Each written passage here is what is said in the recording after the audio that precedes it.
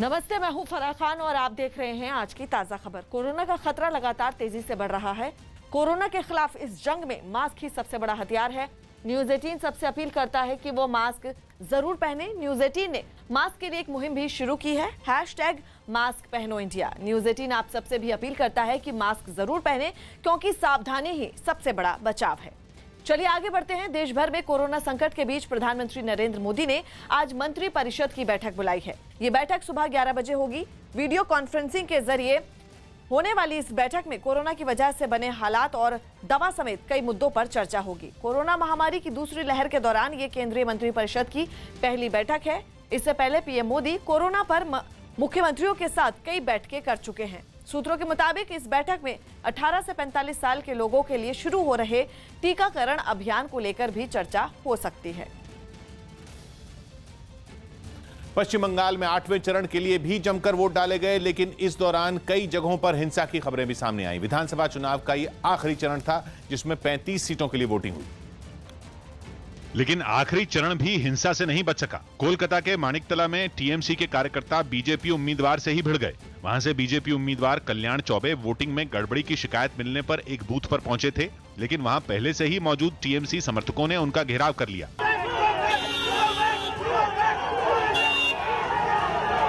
इस दौरान पुलिस ने उन्हें समझाने की काफी कोशिश की, लेकिन समर्थकों पर कोई असर नहीं पड़ा।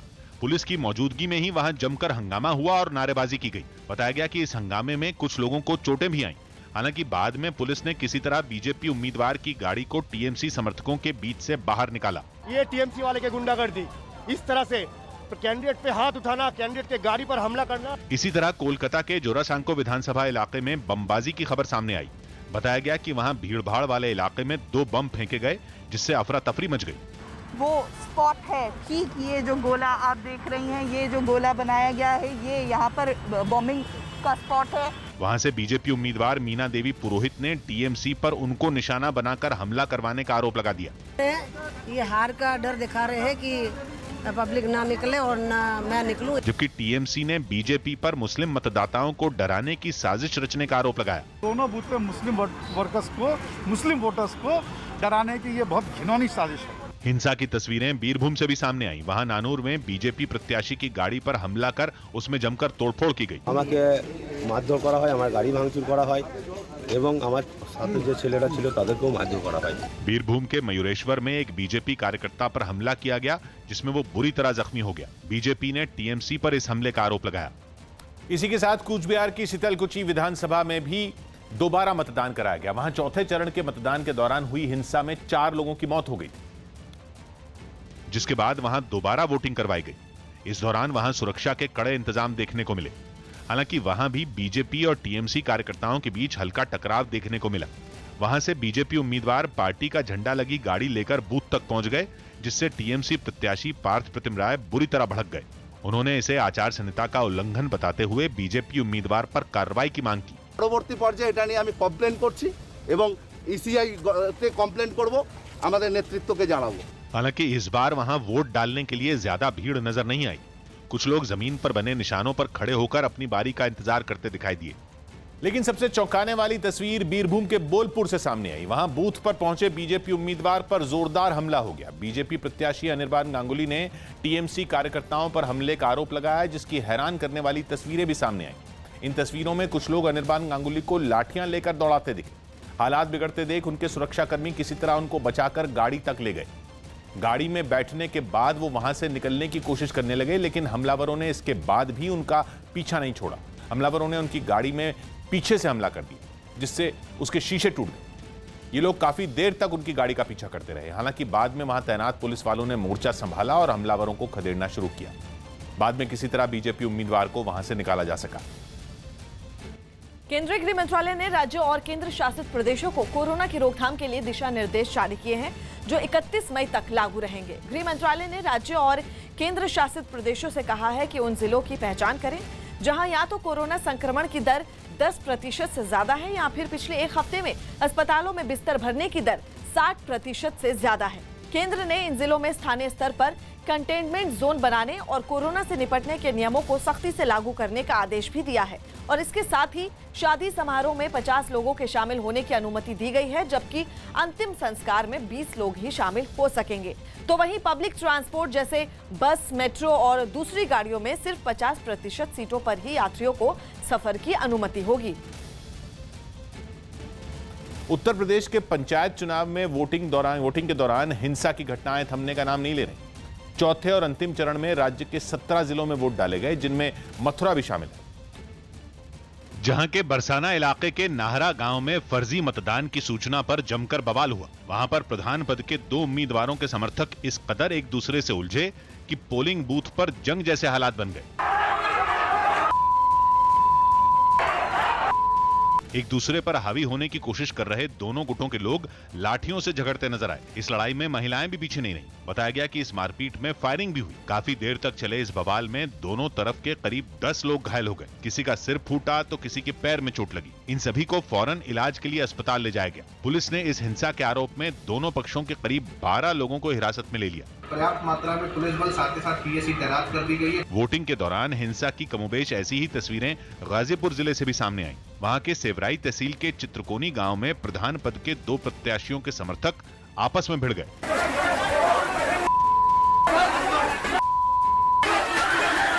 लाठियों से लैस 2 पक्षों के लोग एक दूसरे पर इस कदर टूट पड़े कि वहां मौजूद पुलिस वालों के भी हाथ पांव फूल गए। क्या बूढ़े और क्या जवान, सब एक दूसरे से गुत्थम गुत्था नजर आए। इस बीच वहां पर वोटिंग के लिए पहुंची एक महिला पुलिस वाले से लड़ाई को शांत करवाने की अपील करती दिखी, मगर पुलिस वाले ने उल्टा महिला को ही वहां से जाने का इशारा कर दिया। इस मारपीट का वहां मौजूद कुछ लोग वीडियो बनाते हुए दिखाई दिए।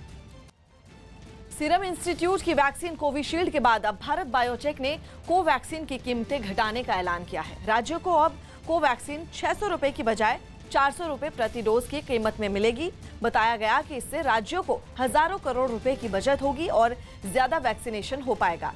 एक दिन पहले ही सीरम इंस्टीट्यूट ऑफ इंडिया ने राज्यों के लिए अपनी कोरोना वैक्सीन कोविशील्ड की कीमत 400 रुपए से घटाकर 300 रुपए करने का ऐलान किया था। कोलंबिया में सरकार कोरोना काल में टैक्स बढ़ाने का प्रस्ताव लाई तो दक्षिण अमेरिकी महाद्वीप में बसा यह देश हिंसा की आग में झुलसने लगा। वहां की सरकार की दलील है कि महामारी के इस दौर में कोलंबिया की अर्थव्यवस्था को गर्त से निकालने के लिए टैक्स बढ़ाना जरूरी है। लेकिन इस प्रस्ताव की भनक लगते ही कोलंबिया की सड़कों पर दिन दहाड़े दंगे भड़क गए। हजारों प्रदर्शनकारियों ने वहां की सरकार से हिसाब लेने के लिए राजधानी बोगोता में संसद की तरफ कूच कर दिया और फिर पुलिस और प्रदर्शनकारी ऐसे भिड़े कि संसद के पास महाभारत छिड़ गई। एक तस्वीर तो ऐसी सामने आई जिसमें प्रदर्शनकारी एक बाइक पर सवार 2 पुलिसकर्मियों को दौड़ाते दिखे। बाइक का संतुलन बिगड़ा और पुलिस वाले गिर गए। फिर तो लोग उन पर टूट ही पड़े।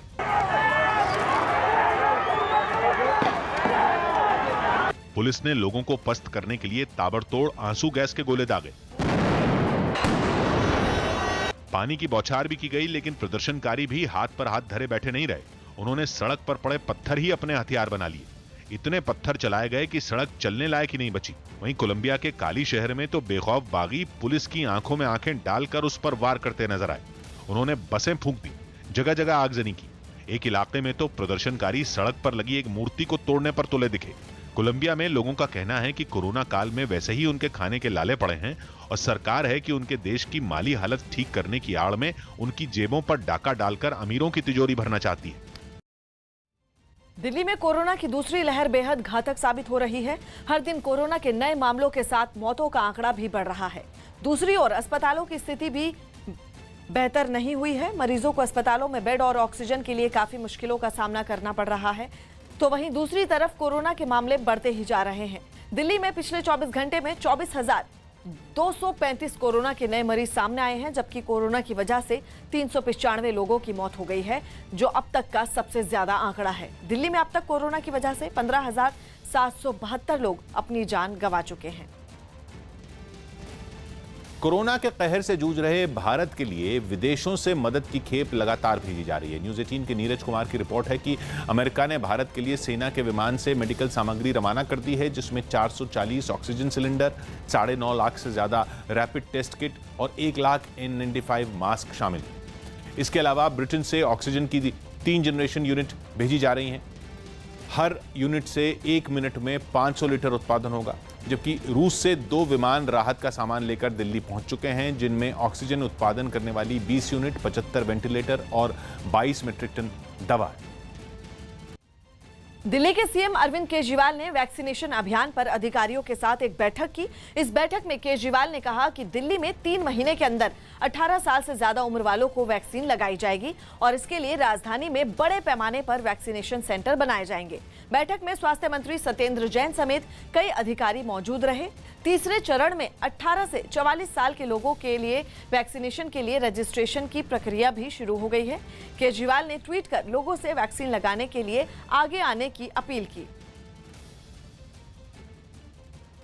केंद्र के कृषि सुधार कानूनों का विरोध कर रहे किसानों ने हरियाणा के जींद में बीजेपी विधायक कृष्ण मिड्ढा के आवास के बाहर खूब हंगामा किया। बताया गया कि इन किसानों को मुख्यमंत्री मनोहर लाल खट्टर के जींद दौरे की सूचना मिली, जिसका विरोध करने के लिए ये लोग बीजेपी विधायक के आवास पर पहुंच गए। लेकिन मुख्यमंत्री के दौरे को देखते हुए वहां पर पहले से ही भारी पुलिस की तैनाती थी, जिसकी वजह से जब किसान आगे नहीं बढ़ पाए तो उनकी पुलिस वालों से झड़प हो गई।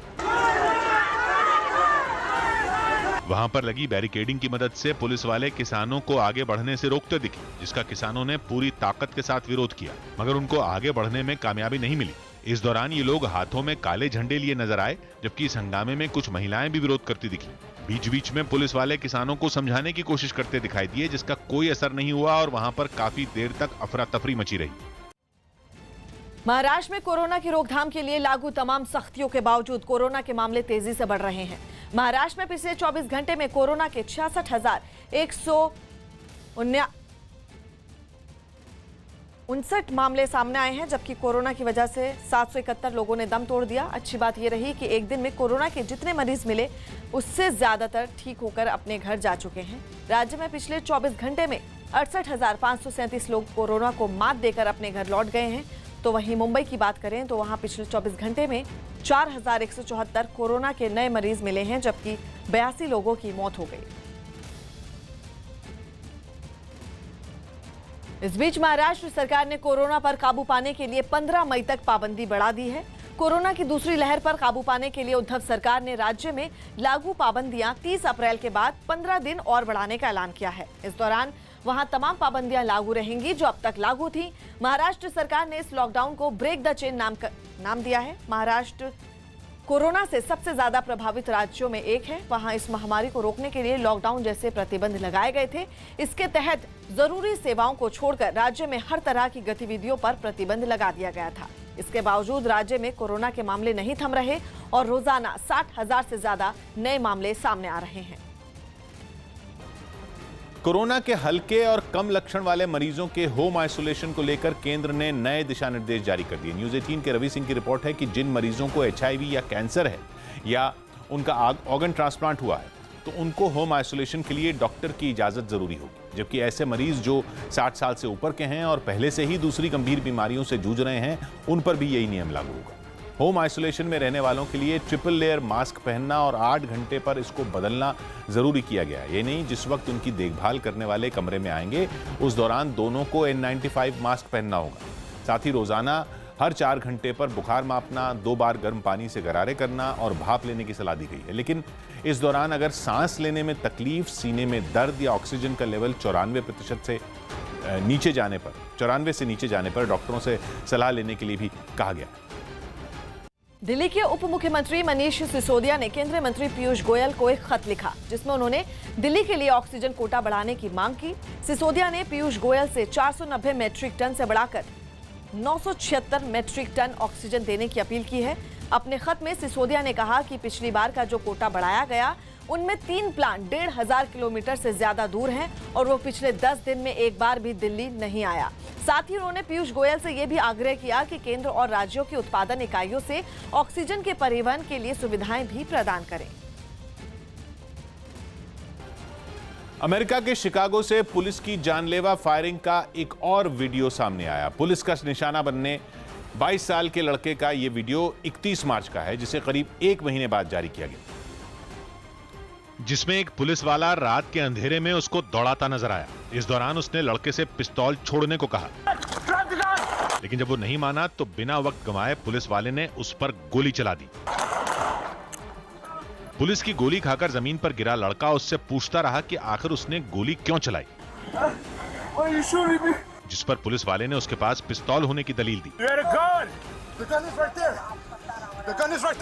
हालांकि पुलिस के शरीर पर लगे कैमरे में रिकॉर्ड हुई तस्वीरों में पिस्तौल नजर नहीं आई, लेकिन ये पूरी घटना वहां एक घर के बाहर लगे सीसीटीवी कैमरे में भी रिकॉर्ड हुई, जिसमें आगे आगे भागते लड़के पर पुलिस वाला पीछे से गोली चलाता दिखा और पुलिस की गोली खाते ही वो लड़खड़ाकर गिर गया। इसी दौरान वो अपने हाथ से एक छोटी सी पिस्तौल फेंकता नजर आया, जो वहीं घर की सीढ़ी के बगल में जा गिरी। इन्हीं तस्वीरों ने उसके हाथ में पिस्तौल होने की तस्दीक कर दी। इतना ही नहीं, तस्वीरों में 2 पुलिस वालों से घिरे लड़के के बाएं घुटने के ऊपर गोली लगने से हुआ जख्म और उससे बहता खून भी साफ नजर आया। घायल युवक जमीन पर पड़ा दर्द से करहाने लगा, तभी एक पुलिसकर्मी ने उसे मदद का भरोसा दिलाया।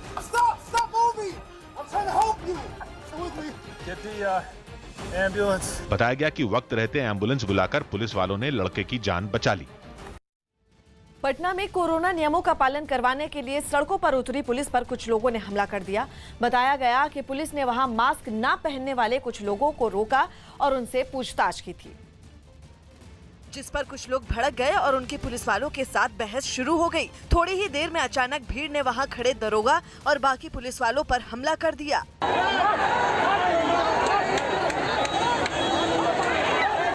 पुलिस पर हमला करने वाले फिर धीरे धीरे वहां से निकल गए। हमले के बाद जब पुलिस के जवान संभले तो उन्होंने भी लाठीचार्ज करते हुए लोगों को वहां से खदेड़ दिया। इससे पहले बीच सड़क पर पुलिस के साथ भीड़ में कुछ लोगों की बहुत देर तक बहस होती रही। कई बार भीड़ ने पुलिस वालों पर हमले की कोशिश भी की। इस पूरे हंगामे की वजह से वहां काफी देर तक सड़क पर जाम लगा रहा। जब पुलिस ने सख्ती दिखाते हुए लोगों को खदेड़ा तो उसके बाद ही गाड़ियों के लिए रास्ते को खोला जा सका। फिल्म बोले चूड़ियां का नया गाना जारी हो गया। नवाजुद्दीन सिद्दीकी और तमन्ना भाटिया की फिल्म बोले चूड़ियां का नया गाना रहगुजर जारी कर दिया गया। रहगुजर तू मेरी, रहगुजर तू, हम चलेंगे लेके जाए अब मुझे धर तू। यूपी सरकार ने कोरोना मरीजों की बढ़ती संख्या को देखते हुए वीकेंड लॉकडाउन का दायरा बढ़ा दिया। अब वहां शुक्रवार रात 8 बजे से मंगलवार सुबह 7 बजे तक लॉकडाउन रहेगा। दिल्ली के सीएम अरविंद केजरीवाल ने कोरोना वैक्सीन की दूसरी डोज लगवा ली। साथ ही उन्होंने सभी से कोरोना का टीका लगवाने की अपील भी की। रांची में महेंद्र सिंह धोनी के माता पिता को कोरोना से ठीक होने के बाद अस्पताल से छुट्टी मिल गई। उत्तर प्रदेश के मेरठ में जहरीली शराब पीने से 6 से ज्यादा लोगों की मौत हो गई, जिससे इलाके में हड़कंप मच गया। लोगों ने आरोप लगाया कि पंचायत चुनाव के दौरान शराब बांटी गई, जिसे पीते ही कोहराम मच गया। बिल्कुल खुलेआम बट रही थी। मौत की खबर मिलते ही पुलिस भी हरकत में आई और इस मामले की तफ्तीश में जुट गई। 2 प्रधान प्रत्याशियों को गिरफ्तार किया गया है। मौके से कुछ शराब की बोतलें बरामद हुई हैं। केंद्रीय गृह मंत्री अमित शाह के संसदीय क्षेत्र अहमदाबाद के साणंद और उसके आसपास के इलाकों में कोरोना जांच के लिए वैन सेवा शुरू की गई। इस वैन में सभी जरूरी स्वास्थ्य सुविधाएं मौजूद हैं, जिसके तहत गांव-गांव घूमकर फ्री में लोगों के RT-PCR टेस्ट किए जाते हैं। इसका मकसद उन गांवों तक पहुंचना है जहां कोरोना की जांच की सुविधा नहीं है। बताया गया कि अलग-अलग गांवों के लिए समय और तारीख पहले से तय होती है और गांव में पहुंचते ही लोग एक दूसरे से दूरी बनाकर वैन के बाहर खड़े हो जाते हैं और फिर एक-एक कर सभी की कोरोना जांच की जाती है। घर बैठे गंगा से, त्यारे आई से यूनिटी 1 RT-PCR टेस्ट की रिपोर्ट 24 घंटे में दे दी जाती है। कोरोना की जांच के अलावा इस वैन में ब्लड टेस्ट भी किए जाते हैं। यही वजह है कि लोग घर बैठे मिल रही इन सुविधाओं का खूब फायदा उठा रहे हैं। फायदो तो घणो थशे, आम पब्लिक ने घणो फायदो। खबर है कि इस वैन के अलावा 7 एम्बुलेंस और ICU ऑन व्हील सेवा की भी शुरुआत की गई। कोरोना के इस मुश्किल दौर में ऑक्सीजन की कमी से जूझ रहे दिल्ली वालों की मदद के लिए कई लोगों ने हाथ बढ़ाया। मरीजों की जान बचाने के लिए कहीं ऑक्सीजन के लंगर लगाए गए तो कहीं घूम-घूम कर लोगों को ऑक्सीजन सिलेंडर बांटे गए। और इसी के तहत ग्रेटर कैलाश इलाके के पहाड़ी वाले गुरुद्वारे में ऑक्सीजन रिफिलिंग का लंगर शुरू किया गया। बताया गया कि यहाँ 5 से 7 किलो तक ऑक्सीजन फ्री में भरवाई जा सकती है। इस अनोखे लंगर की जानकारी मिलते ही यहाँ राहत की उम्मीद लेकर पहुंचने वालों का सिलसिला शुरू हो गया। लेकिन कोरोना के खतरे को देखते हुए यहाँ सोशल डिस्टेंसिंग का भी पूरा ख्याल रखा गया। इस वक्त हम मौजूद हैं ग्रेटर कैलाश के पहाड़ी वाले गुरुद्वारे में, जहाँ पर ऑक्सीजन रिफिल की सेवा दी जा रही है। ऑक्सीजन लंगर के साथ ही यहाँ जरूरतमंदों की भूख मिटाने के लिए खाने के पैकेट भी बनाए गए। इसी तरह एक दूसरे इलाके में कुछ लोगों ने मिलकर मरीजों के घरों तक ऑक्सीजन सिलेंडर पहुंचाने की मुहिम चलाई। खबर है कि पुलिस की मदद से ये लोग रोजाना सैकड़ों सिलेंडर बांटने में जुटे हैं।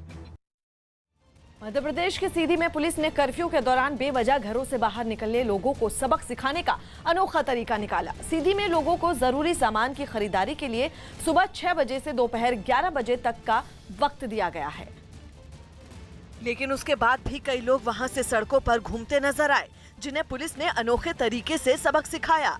वहां लोगों को सजा देने के लिए पुलिस ने लाठी का नहीं बल्कि कॉपी और कलम का इस्तेमाल किया। जो कोई भी बिना वजह बाहर घूमता दिखाई दिया, उसे कॉपी और कलम थमाकर पुलिस ने सड़क के किनारे बिठाया और उस कॉपी में कोरोना से बचाव की बातें लिखने को कहा। छोटे छोटे अक्षर लिखो, 3 बार आएगा। घर पे रहें, सुरक्षित रहें, घर पे रहें, सुरक्षित रहें, घर पे रहें, सुरक्षित रहें। बताया गया कि सजा के तौर पर 44 पेज की कॉपी को भरने के बाद ही लोगों को वहां से जाने दिया गया। हालांकि इस अनोखी सजा से पहले नियम तोड़ने वाले कुछ लोगों से उठक बैठक भी लगवाई गई। जल्दी मारो, जल्दी मारो। इस दौरान पुलिस ने लोगों से घरों में रहने की अपील भी की। मुंबई में फर्जी आईडी के जरिए लोकल ट्रेनों में यात्रा करने वालों पर रेलवे ने कार्रवाई की। मुंबई में फर्जी आईडी का इस्तेमाल कर लोकल ट्रेनों में यात्रा करने वालों पर रेलवे ने सख्ती बरतनी शुरू कर दी। ऐसा करने वालों से न केवल जुर्माना वसूला जा रहा है, बल्कि रेलवे पुलिस उनके खिलाफ केस भी दर्ज कर रही है। फर्जी आईडी के तहत यात्रा करने वालों के खिलाफ कार्रवाई की जा रही है ताकि ट्रेनों में जो भीड़ है वो कम रहे। कोरोना के कहर को देखते हुए लोकल ट्रेनों में सिर्फ जरूरी सेवाओं से जुड़े लोगों को ही यात्रा करने की मंजूरी दी गई थी। जो भी यात्री लोकल ट्रेन में ट्रैवल करने की जिसके पास परमिशन नहीं है या जो नॉन एसेंशियल कैटेगरी का है, उनके ऊपर हम कार्रवाई कर रहे हैं। दिल्ली पुलिस ने ऑक्सीजन कॉन्सेंट्रेटर की कालाबाजारी करने के आरोप में 4 लोगों को गिरफ्तार कर लिया। इन आरोपियों के पास से पुलिस ने 170 ऑक्सीजन कॉन्सेंट्रेटर बरामद किए। टोटल 4 लोगों को गिरफ्तार करके उन्हीं से लगभग 170 ऑक्सीजन कॉन्सेंट्रेटर्स मशीन्स बरामद हुई। प्रियंका चोपड़ा ने सोशल मीडिया पर एक वीडियो शेयर किया और दूसरे देशों से कोरोना संकट में भारत की मदद करने की अपील की। Please donate and please use your resources as much as you can. India needs you. IPL से कुछ खिलाड़ियों के बाद अब अंपायरों ने भी अपना नाम वापस लेना शुरू कर दिया। भारत के नितिन मेनन और ऑस्ट्रेलिया के पॉल राइफल ने आईपीएल को बीच में ही छोड़ने का फैसला लिया। इन दोनों अंपायरों ने इसके लिए निजी वजहों का हवाला दिया। बॉम्बे हाईकोर्ट ने राज्य के अस्पतालों में आग लगने की घटनाओं पर महाराष्ट्र सरकार को फटकार लगाई। साथ ही कोर्ट ने सरकार को सभी अस्पतालों में आग से बचाव के इंतजामों की जांच करने को कहा। मध्य प्रदेश के दमोह में प्रशासन के अधिकारियों ने बगैर मास्क के गाड़ी में बैठे एक संत को रोका, जिस पर वो संत झल्ला गए। जिस संत को रोका गया वो राम जन्मभूमि न्यास के उपाध्यक्ष आत्मानंद सरस्वती थे, जो अपने ड्राइवर के साथ ठीक उसके बगल वाली सीट पर बैठे नजर आए। आत्मानंद सरस्वती ने मास्क नहीं पहना था, जिस पर प्रशासन के अधिकारियों ने उनसे मास्क लगाने की अपील की।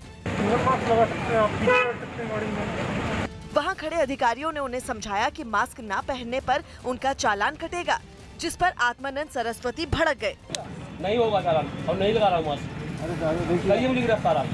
इसके बाद प्रशासन के अधिकारियों ने भी ठान लिया कि बगैर चालान काटे तो वो उस संत को जाने नहीं देंगे। पुलिस ने उनकी गाड़ी को सड़क के किनारे लगवाया और उनसे चालान कटवाने को कहा। इस बार उस संत ने चालान से बचने के लिए नया दाव चला। और मुझे चालान देना पड़ रहा है, तो मैं ये पैसे भूपेंद्र या सीएम साहब दे मुझे, क्योंकि मैंने काम किया है कोरोना काल में। जब सारे दाव फेल हो गए तो फिर आत्मानंद सरस्वती ने ऐसी दलील दी जो वहां खड़े किसी भी शख्स के गले नहीं उतरी। प्रधानमंत्री जी रोज हाथ जोड़ रहे हैं कि अपनी सुरक्षा स्वयं करिए, अपनी सुरक्षा स्वयं करिए। मैं अपनी सुरक्षा कर रहा हूँ कि मास्क से मुझे घुटन हो सकती है, मैं पॉजिटिव हो सकता हूँ। आखिरकार पुलिस ने मास्क न पहनने पर उनका चालान काटा और उसके बाद ही आत्मानंद सरस्वती को वहां से जाने दिया गया।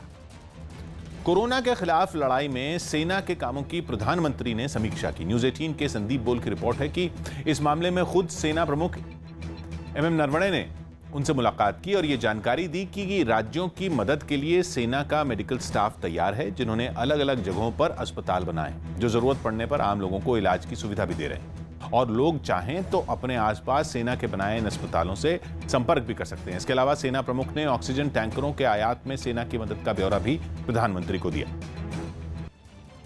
उत्तर प्रदेश में भी कोरोना का कहर जारी है। राज्य में पिछले 24 घंटे में कोरोना के 35,156 नए मरीज मिले हैं, जबकि कोरोना की वजह से 398 लोगों की जान चली गई। राज्य में सबसे ज्यादा मरीज राजधानी लखनऊ से मिले, जहां पिछले 24 घंटे में 4126 नए कोरोना मरीज सामने आए हैं, जबकि 37 लोगों की मौत हो गई। नए मामलों के सामने आने के साथ ही यूपी में एक्टिव मामलों की संख्या बढ़कर 3,09,237 हो गई है। कोरोना से दम तोड़ने वाले मरीजों की संख्या लगातार बढ़ रही है, जो कि चिंता का विषय है। यही वजह है कि योगी सरकार ने राज्य में सख्ती और बढ़ा दी है। राज्य में अब आज रात 8 बजे से मंगलवार सुबह 7 बजे तक कर्फ्यू रहेगा। हालांकि इस दौरान जरूरी सेवाओं को छूट मिलेगी। पेरू की राजधानी लीमा में अपने आशियाने उजड़ने पर लोग भड़क गए और हिंसा पर उतर आए। ये हजारों गरीब परिवारों के वो लोग हैं जो वहां एक पहाड़ी पर अवैध तरीके से बसे थे, लिहाजा पुलिस ने उनको जबरदस्ती हटा दिया। जिसके बाद बेघर हुए लोगों ने गुस्से में तोड़फोड़ करने के साथ सड़क पर खड़ी एक कार पलट दी, जिसे दर्जनों पुलिस वालों ने मिलकर बड़ी मुश्किल से सीधा किया, जो खस्ताहाल हो चुकी थी। इससे पहले अचानक हुई पुलिस की कार्रवाई से पहाड़ी पर बसे परिवार तितर-बितर हो गए और अपने ठिकाने छोड़कर भागते नजर आए। बताया जा रहा है कि इस दौरान पुलिस ने आंसू गैस के गोले भी छोड़े और इसी से नाराज लोगों ने कई गाड़ियों को आग के हवाले कर दिया। पहले से ही कोरोना की मार झेल रहे लोगों का आरोप है कि उनके पास घर का किराया देने के पैसे नहीं हैं और प्रशासन उनके साथ ऐसा बर्ताव कर रहा है।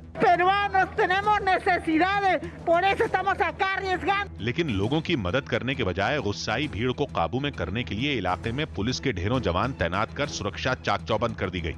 बताया जा रहा है कि जिस खाली प्लॉट पर लोगों ने छोटे छोटे टेंट लगाकर घर बसाया, वहां से एक खनन कंपनी ईंट बनाने के लिए रेत निकालती है और इसलिए पुलिस ने उनके अवैध ठिकानों को हटाने का फैसला लिया। पश्चिम बंगाल में भी कोरोना का कहर दिन ब दिन बढ़ता जा रहा है। राज्य में पिछले 24 घंटे में 17,403 कोरोना के नए मरीज सामने आए हैं, जबकि कोरोना की वजह से 89 लोगों ने दम तोड़ दिया। मौत का यह आंकड़ा अब तक का सबसे ज्यादा है। कोरोना की वजह से राज्य में अब तक 11,248 लोग अपनी जान गंवा चुके हैं, जबकि एक्टिव मरीजों की संख्या 1,10,241 है, जिनका इलाज चल रहा है। गुजरात के अहमदाबाद में कोरोना मरीजों को अस्पताल में भर्ती कराने के लिए मारामारी तक शुरू हो गई। वहां कोरोना मरीजों की बढ़ती तादाद को देखते हुए डीआरडीओ ने 900 बेड का एक अस्पताल शुरू किया। लेकिन मरीजों की संख्या इतनी ज्यादा है कि अस्पताल में बेड पाने के लिए मारामारी शुरू हो गई। मरीज को किसी तरह अस्पताल पहुंचाया जा सके, इसके लिए एक आदमी ने अपना ऑटो रिक्शा बैरिकेड के ऊपर चढ़ा दिया।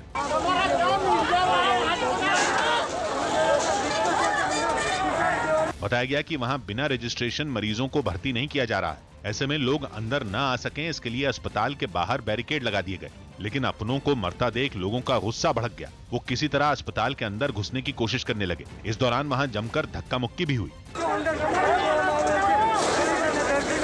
900 बेड वाले इस अस्पताल में अब मरीजों को टोकन के जरिए ही भर्ती किया जा रहा है, लेकिन टोकन लेने और मरीज की रिपोर्ट जमा करवाने के लिए ही वहां लंबी लाइन देखने को मिली। बड़ी तादाद में लोग अस्पताल के बाहर अपनी बारी का इंतजार करते दिखे। लोगों को उनके नंबर की जानकारी देने के लिए अस्पताल के बाहर एक बड़ी इलेक्ट्रॉनिक स्क्रीन भी लगाई गई, लेकिन भीड़ के आगे ये इंतजाम भी नाकाफी नजर आए। बिहार के बेगूसराय में एक शख्स की हत्या के विरोध में लोगों ने जमकर बवाल किया। बताया गया कि एक दिन पहले कुछ लोगों ने गोली मारकर उस शख्स की हत्या की थी, जिसके आरोप में 2 लोग गिरफ्तार हो चुके हैं। लेकिन तीसरे आरोपी को पकड़ने की मांग पर मारे गए लड़के के घर वालों ने उसके शव को सड़क पर रखकर रास्ता जाम कर दिया। इलाके के कई लोग भी पीड़ित परिवार के समर्थन में उतरे और उन्होंने बेगूसराय की सड़कों पर जमकर आगजनी की। टायरों को चलाकर कई रास्तों को जाम किया गया और पुलिस के खिलाफ भी खूब नारेबाजी हुई।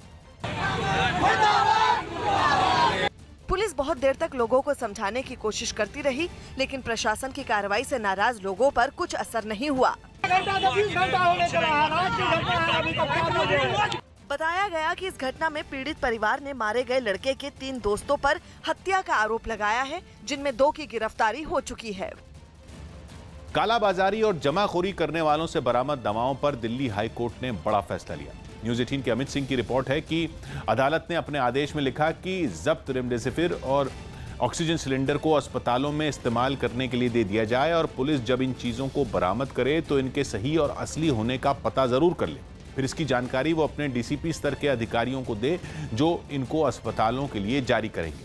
हालांकि हाई कोर्ट ने यह भी साफ कर दिया कि मरीजों के घर वालों ने अगर ये दवा या ऑक्सीजन सिलेंडर खरीदी है तो वो जब्त ना करें, क्योंकि उन्होंने ज़रूरत की वजह से लिया हो। अदालत को ये जानकारी दी गई थी कि दिल्ली पुलिस ने 200 ऑक्सीजन सिलेंडर और 200 से ज़्यादा रेमडेसिविर इंजेक्शन बरामद किए हैं, जिसके बाद ये आदेश दिया गया। मनमोहन सिंह को एम्स अस्पताल से छुट्टी मिल गई। पूर्व प्रधानमंत्री मनमोहन सिंह को कोरोना से ठीक होने के बाद दिल्ली के एम्स अस्पताल से छुट्टी मिल गई। दिल्ली पुलिस ने पश्चिम बिहार इलाके में एक हुक्का बार पर छापा मारा। आरोप है कि राजधानी में लागू लॉकडाउन के बावजूद यह हुक्का बार चलाया जा रहा था। दिल्ली के डिप्टी सीएम मनीष सिसोदिया ने केंद्रीय मंत्री पीयूष गोयल को एक खत लिखा। इस खत में उन्होंने राजधानी में ऑक्सीजन का कोटा बढ़ाने की मांग की। उत्तराखंड के अल्मोड़ा में एक कोरोना पॉजिटिव गर्भवती महिला की बेस अस्पताल में सफल डिलीवरी हुई। अस्पताल के डॉक्टरों ने पीपीई किट पहनकर इसे अंजाम दिया। कोरोना से मौत के आंकड़ों पर दिल्ली सरकार और बीजेपी के कब्जे वाली एमसीडी के बीच सियासी घमासान मच गया। दिल्ली सरकार का आंकड़ा है कि पिछले 24 घंटे में 368 मरीजों की मौत हुई, जबकि नगर निगम का कहना है कि इस दौरान 702 कोरोना मरीजों का दाह संस्कार किया गया। दिल्ली सरकार अपने फेलियर को छुपाना चाहती है। इस समय हम खुद आगे बढ़ के उनके साथ सहयोग करके काम करना चाहते हैं। लेकिन केजरीवाल सरकार ने इन आरोपों को सिरे से खारिज कर दिया। ये कोई राजनीति का समय नहीं है। दिल्ली के अंदर सब कुछ ट्रांसपेरेंट है। मध्य प्रदेश में कोरोना के मामले तेजी से बढ़े हैं, जिसके बाद शिवराज सरकार ने मध्य प्रदेश और उत्तर प्रदेश के बीच चलने वाली बसों पर रोक लगा दी है। ये रोक 7 मई तक के लिए लगाई गई है। शिवराज सरकार ने कोरोना की रोकथाम के लिए यूपी से आने वाले और जाने वाली बसों पर रोक लगाई है। 2 दिन से एक्टिव केस लगातार घट रहे हैं। 27 अप्रैल को 94,276 एक्टिव केस थे, वो अब घटकर 92,077 हो गए। थोड़ी राहत मिली है, लेकिन निश्चिंत होने की जरूरत नहीं है। कि कोरोना ऐसा शत्रु है कि कब क्या स्वरूप धारण कर ले इसका कोई ठिकाना नहीं है, इसलिए सावधानी जरूरी है। अमेरिका को टक्कर देते हुए चीन ने अपना खुद का स्पेस स्टेशन बनाने की तरफ बड़ा कदम बढ़ाया है। चीन ने अपने स्पेस स्टेशन का सबसे अहम और बड़ा हिस्सा कामयाबी के साथ अंतरिक्ष में पहुंचा दिया, जिसके लिए उसने अपने ताकतवर लॉन्ग मार्च 5 रॉकेट का इस्तेमाल किया। हाइनान प्रांत के एक लॉन्च पैड से इस रॉकेट को लॉन्च किया गया। जैसे ही उल्टी गिनती खत्म हुई, रॉकेट का इंजन चालू हो गया और वो आग की लपटें छोड़ता हुआ आसमान की तरफ बढ़ने लगा। रॉकेट के तय ऊंचाई तक पहुंचने के बाद उसके अगले हिस्से में मौजूद स्पेस स्टेशन का वो हिस्सा अलग हो गया। जल्द ही उसे उसकी तय कक्षा में स्थापित कर दिया गया। जैसे ही मिशन कामयाब हुआ, धरती पर मौजूद चीनी वैज्ञानिक खुशी से उछलने लगे। हालांकि चीन ने अभी स्पेस स्टेशन का पहला हिस्सा ही वहां भेजा है और अभी इसके 2 और हिस्से भेजे जाने बाकी हैं। चीन ने इस स्पेस स्टेशन के अगले साल तक पूरी तरह चालू होने की उम्मीद जताई है। बिहार में सख्ती के बावजूद कोरोना के मामले तेजी से बढ़ रहे हैं। राज्य में पिछले 24 घंटे में 13,089 कोरोना के नए मामले सामने आए हैं और इस दौरान पटना में 2,186 और गया में 1,128 नए मरीज मिले हैं। हालांकि पिछले 24 घंटे में 10,926 लोग कोरोना से ठीक होकर अपने घर लौट गए हैं। कोरोना की रोकथाम के लिए राज्य में सख्ती बढ़ा दी गई है। इसके बावजूद कोरोना के केस तेजी से बढ़ रहे हैं। न्यूज 18 के महापोल के जादुई आंकड़े आए, जिनमें बंगाल में टीएमसी को जबरदस्त नुकसान होता दिख रहा है और बीजेपी कांटे की टक्कर देते हुए लगभग उसके बराबर खड़ी हो गई है। महापोल में पश्चिम बंगाल में बीजेपी को बड़ी बढ़त मिलती दिख रही है। वहां बीजेपी को 137 जबकि टीएमसी को 140 सीटें मिलने का अनुमान है। यानी ममता बनर्जी की पार्टी को इस बार बहुमत मिलता नहीं दिख रहा, जबकि लेफ्ट और कांग्रेस गठबंधन को सिर्फ 15 सीटें मिलती दिख रही हैं। राजस्थान में भी हालात बेहद खराब हैं, जहां सख्ती बढ़ाने के बावजूद कोरोना के मामले तेजी से बढ़ रहे हैं। राज्य में पिछले 24 घंटे में 17,258 लोगों की कोरोना रिपोर्ट पॉजिटिव आई है, जबकि कोरोना की वजह से 158 लोगों की मौत हो गई। जयपुर में सबसे ज्यादा 32 लोगों की मौत हुई, जबकि जोधपुर में 30 लोगों की मौत हुई है। एक दिन में 10,964 मरीज ठीक हुए हैं। फिलहाल राज्य में एक्टिव मरीजों की संख्या 1,69,519 है। दिल्ली के पास उत्तर प्रदेश के नोएडा में कुछ दिनों से वायरल हो रहे एक वीडियो पर चीफ मेडिकल ऑफिसर ने सफाई दी। आरोप है कि अपने बीमार बच्चे के लिए रेमडेसिविर इंजेक्शन की मांग करने पर एक महिला को सीएमओ ने जेल भिजवाने की धमकी दी थी, जिसका एक वीडियो कुछ दिन से वायरल है, जिसमें एक महिला सीएमओ के सामने हाथ जोड़कर इंजेक्शन के लिए गिड़गिड़ाती हुई दिखाई दी। उसने उनके पांव भी पकड़े।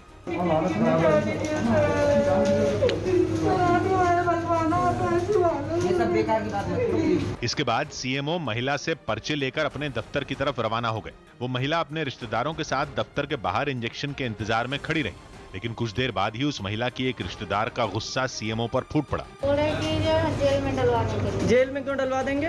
इंजेक्शन दोबारा आएंगे लेने के लिए। तो इस वीडियो के वायरल होते ही प्रशासन में हड़कंप मच गया और सीएमओ खुद इस पर सफाई देने सामने आए। ऐसी बात कोई भी डॉक्टर नहीं कर सकता, ये सब भ्रामक सूचनाएं हैं और नितांत मैं इसका खंडन करता हूं। वहीं दावा किया गया कि रेमडेसिविर नहीं मिलने की वजह से महिला की बेटे की एक दिन पहले मौत हो गई।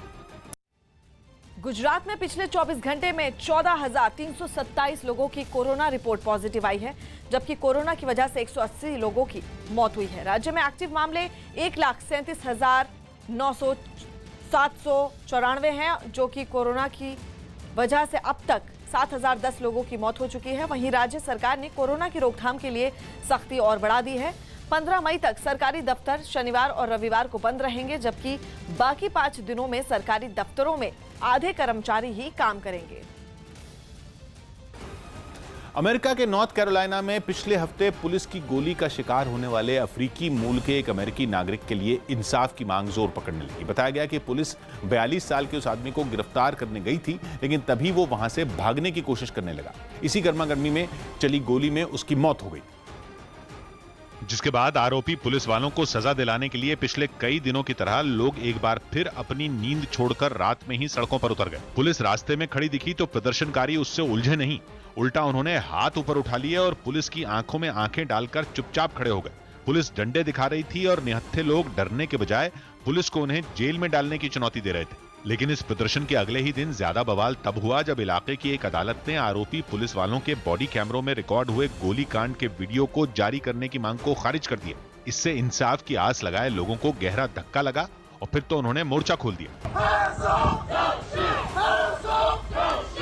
पुलिस को कसूरवार ठहराने के लिए घटना का वीडियो अहम हथियार साबित हो सकता है, इसलिए पहले ही दिन से उसे जारी करने की मांग उठ रही है। लेकिन जज के फैसले ने लोगों के अंदर सुलग रही आग में घी डाल दिया। इस साल 4 धाम यात्रा नहीं होगी। उत्तराखंड सरकार ने इस साल होने वाली 4 धाम यात्रा पर रोक लगा दी। वहां बढ़ते कोरोना खतरे की वजह से यह कदम उठाया गया। दिल्ली के द्वारका इलाके में पुलिस ने धोखाधड़ी के आरोप में 2 लोगों को गिरफ्तार कर लिया। आरोप है कि ये लोग फायर एक्सटिंग्विशर यानी आग बुझाने में इस्तेमाल होने वाले सिलेंडर को ऑक्सीजन सिलेंडर बताकर बेच रहे थे।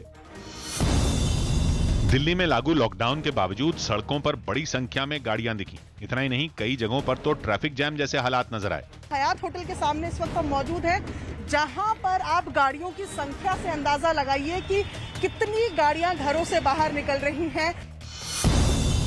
आईआईटी कानपुर ने अस्पतालों में ऑक्सीजन की किल्लत को दूर करने के मकसद से एक ऐप तैयार किया। दावा किया गया कि इस ऐप की मदद से राज्य के अस्पतालों में मौजूद ऑक्सीजन और उसकी खपत पर नजर रखी जा सकेगी। यही नहीं, बताया गया कि यह ऐप अस्पतालों में ऑक्सीजन की सप्लाई में भी मदद करेगा। लगातार इस बात को मॉनिटर करना कि किस हॉस्पिटल में कितने पेशेंट हैं, उनकी कितनी आवश्यकता है।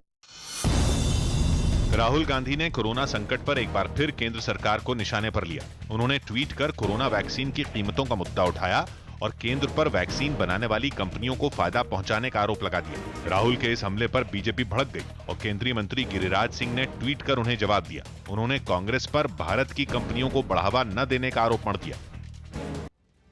दिल्ली पुलिस ने उत्तराखंड के कोटद्वार में नकली रेमडेसिविर इंजेक्शन बनाने वाली एक दवा कंपनी का पर्दाफाश किया है। पुलिस ने इस मामले में 5 आरोपियों को गिरफ्तार भी किया है। आरोप है कि ये सभी नकली रेमडेसिविर 25,000 रुपए में बेचा करते थे। पुलिस ने कंपनी से करीब 200 नकली रेमडेसिविर को बरामद करने का दावा भी किया है।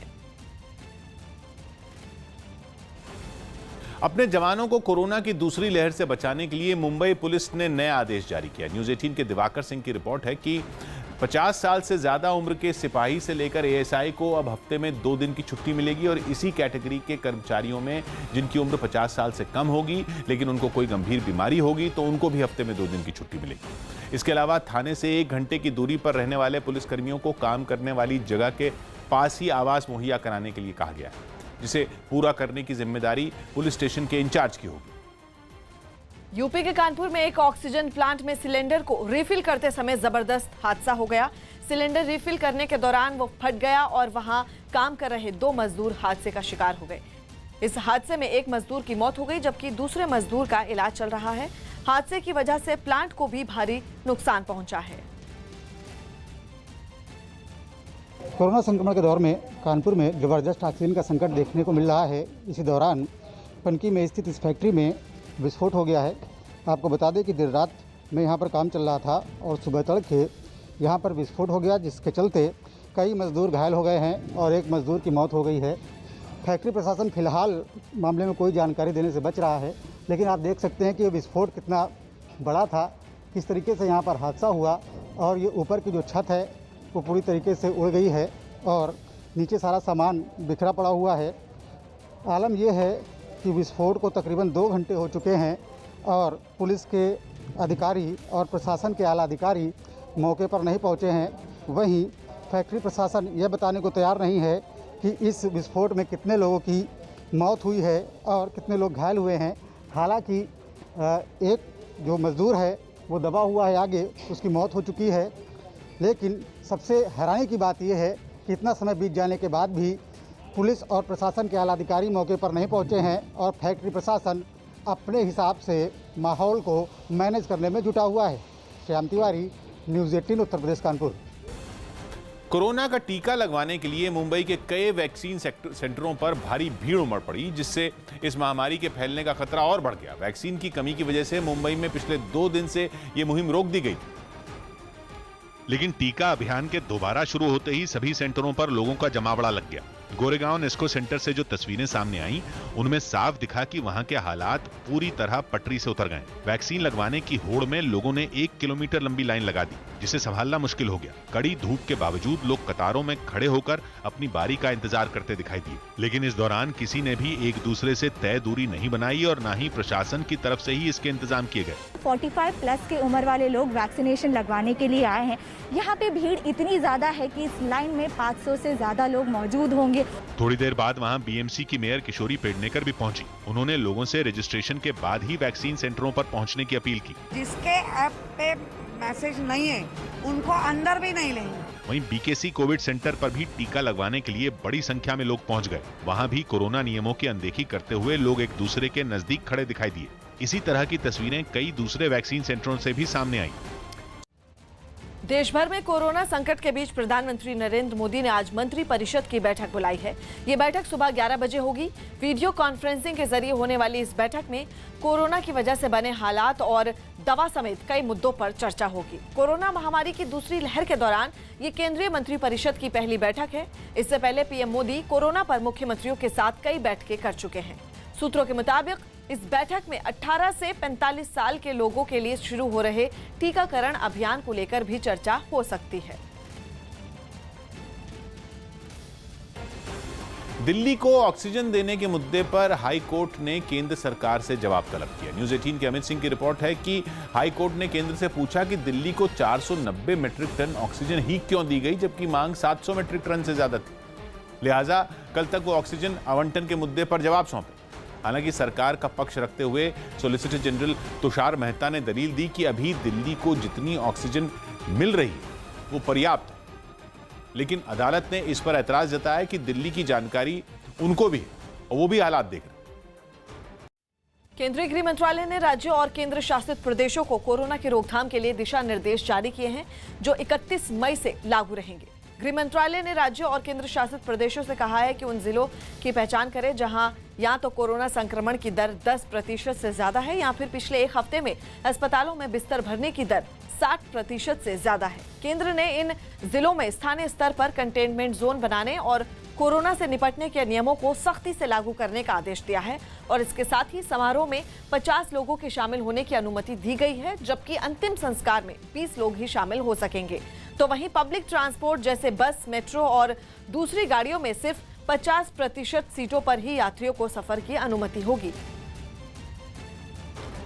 एक तरफ हाईकोर्ट ने केंद्र से जवाब मांगा तो दिल्ली सरकार और आम आदमी पार्टी ने ऑक्सीजन सप्लाई के मामले में केंद्र पर भेदभाव का इल्जाम लगा दिया। न्यूज़ 18 के विक्रांत यादव की रिपोर्ट है कि अपने इन आरोपों के समर्थन में पार्टी ने केंद्र के तय फॉर्मूले के हिसाब से आंकड़े दिए और ये बताया कि राजधानी में 16,000 से ज्यादा बिना आईसीयू वाले बेड हैं और 15,000 नए ऑक्सीजन वाले बेड तैयार होंगे, जिसके लिए 704 मीट्रिक टन ऑक्सीजन की जरूरत है। इसी तरह दिल्ली में 4,800 से ज्यादा आईसीयू बेड और 10 मई तक 1200 ऐसे बेड और तैयार हो जाएंगे। लिहाजा इसके लिए भी 272 मीट्रिक टन ऑक्सीजन चाहिए। यानी आम आदमी पार्टी के हिसाब से इन दोनों को मिलाकर राजधानी को 976 मीट्रिक टन की जरूरत है, लेकिन केंद्र से उसे इसकी सप्लाई हो रही है 480 मीट्रिक टन, यानी जितनी चाहिए उससे आधी ही दिल्ली को मिल पा रही है ऑक्सीजन। सीरम इंस्टीट्यूट की वैक्सीन कोविशील्ड के बाद अब भारत बायोटेक ने कोवैक्सीन की कीमतें घटाने का ऐलान किया है। राज्य को अब कोवैक्सीन 600 रुपए की बजाय 400 रुपए प्रति डोज की कीमत में मिलेगी। बताया गया कि इससे राज्यों को हजारों करोड़ रुपए की बचत होगी और ज्यादा वैक्सीनेशन हो पाएगा। एक दिन पहले ही सीरम इंस्टीट्यूट ऑफ इंडिया ने राज्यों के लिए अपनी कोरोना वैक्सीन कोविशील्ड की कीमत 400 रुपए से घटाकर 300 रुपए करने का ऐलान किया था।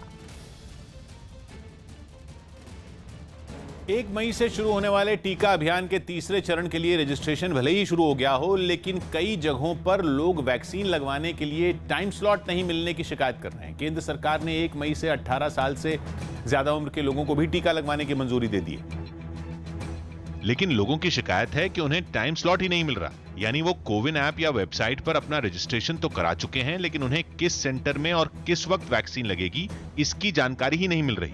कल से भी ट्राई किया, सुबह से मॉर्निंग में 4 बजे उठा तब भी ट्राई किया, कोई स्लॉट मिल ही नहीं रहा है। टीका लगाने के इस तीसरे चरण के लिए लोगों को अपना रजिस्ट्रेशन कराना जरूरी है। इसके बाद ही वो अपना मनपसंद सेंटर और तारीख चुन सकते हैं। वैक्सीन के लिए अगर आप रजिस्ट्रेशन करवाते हैं तो आपको एक टीकाकरण केंद्र मिलता है जिसे आपको चुनाव करना पड़ता है और उसके अलावा टाइम स्लॉट भी मिलता है, उसी टाइम पर आपको वहां जाना पड़ता है। हालांकि दिल्ली के स्वास्थ्य मंत्री ने इसके पीछे वैक्सीन की कमी की दलील दी। दावा किया गया कि सरकार की तैयारियां तो पूरी हैं, बस वैक्सीन आने का इंतजार है। अभी वैक्सीन नहीं है, वैक्सीन के लिए हमने कंपनी से रिक्वेस्ट की है। हालांकि केंद्र ने देश में वैक्सीन की कमी होने के आरोपों को खारिज कर दिया। दिल्ली में कोरोना की दूसरी लहर बेहद घातक साबित हो रही है। हर दिन कोरोना के नए मामलों के साथ मौतों का आंकड़ा भी बढ़ रहा है। दूसरी ओर अस्पतालों की स्थिति भी बदतर होती जा रही है। मरीजों को अस्पतालों में बेड और ऑक्सीजन के लिए काफी मुश्किलों का सामना करना पड़ रहा है। तो वहीं दूसरी तरफ कोरोना के मामले बढ़ते ही जा रहे हैं।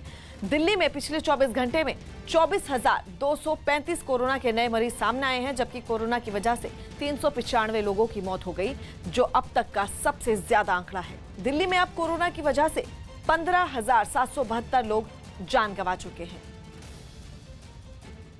कोरोना संकट में रेमडेसिविर की कमी को पूरा करने के लिए केंद्र सरकार ने पूरा प्लान तैयार कर लिया है। न्यूज 18 के नीरज कुमार की रिपोर्ट है कि देश में रोजाना 67,000 रेमडेसिविर का उत्पादन होता है, जबकि कोरोना मरीजों के लिए इस वक्त जरूरत रोजाना 3 लाख तक है। लिहाजा सरकार ने विदेशों की कई दवा कंपनियों से इसकी कमी को पूरा करने के लिए संपर्क किया है, जिनमें अमेरिका की जिलियड साइंसेज भी शामिल है, जिसने 4.5 लाख रेमडेसिविर देने का प्रस्ताव दिया है, जबकि मिस्र से 4 लाख इंजेक्शन आने की संभावना है। इसके अलावा इजरायल, बांग्लादेश, उज्बेकिस्तान और संयुक्त अरब अमीरात से भी संपर्क किया गया। दिल्ली के सीएम अरविंद केजरीवाल ने वैक्सीनेशन अभियान पर अधिकारियों के साथ एक बैठक की। इस बैठक में केजरीवाल ने कहा कि दिल्ली में 3 महीने के अंदर 18 साल से ज्यादा उम्र वालों को वैक्सीन लगाई जाएगी और इसके लिए राजधानी में बड़े पैमाने पर वैक्सीनेशन सेंटर भी बनाए जाएंगे। बैठक में स्वास्थ्य मंत्री सत्येंद्र जैन समेत कई अधिकारी मौजूद रहे। तीसरे चरण में 18 से 44 साल तक के लोगों के वैक्सीनेशन के लिए रजिस्ट्रेशन की प्रक्रिया शुरू हो गई है। केजरीवाल ने ट्वीट कर लोगों से वैक्सीन लगाने के लिए आगे आने की अपील की।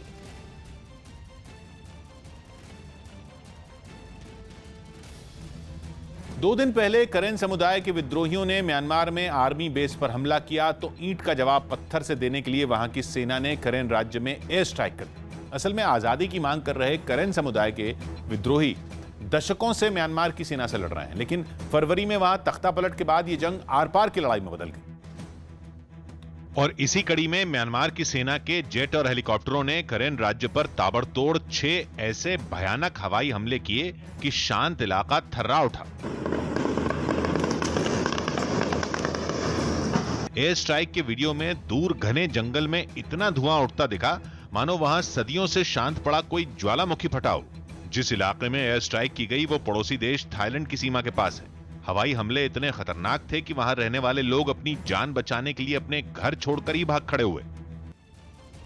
महाराष्ट्र में कोरोना की रोकथाम के लिए लागू तमाम सख्तियों के बावजूद कोरोना के मामले तेजी से बढ़ रहे हैं। महाराष्ट्र में पिछले 24 घंटे में कोरोना के 66,159 नए मामले सामने आए हैं, जबकि कोरोना की वजह से 771 लोगों ने दम तोड़ दिया। अच्छी बात यह रही कि एक दिन में कोरोना के जितने मरीज मिले उससे ज्यादा ठीक होकर अपने घर जा चुके हैं। राज्य में पिछले 24 घंटे में 68,537 लोग कोरोना को मात देकर अपने घर लौट गए हैं। तो वहीं मुंबई की बात करें तो वहां पिछले 24 घंटे में 4,174 कोरोना के नए मरीज मिले हैं, जबकि 82 लोगों की मौत हो गई।